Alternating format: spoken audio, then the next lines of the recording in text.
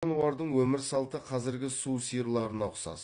Олардың агрессиясы жұптасу маусымында одан сайын артты.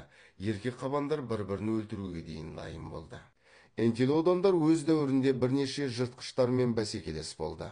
Олардың бірі генодондар, бірақ қабандар өздерінің агрессивтілігі мен массасына байланысты басым болды.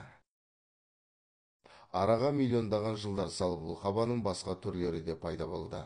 Ол шамамен 18 миллион жыл бұрын, олардың бірі Динохиус, өз тұқымдастарының ішінде ең үлкен түрі Солтүстік Америкада мекен етті. Оның дене тұрқына тоқталатын болсақ, бойы 2 метрдей, дене ұзындығы 3,5 метр, басының өзі 90 сантиметрді құрады.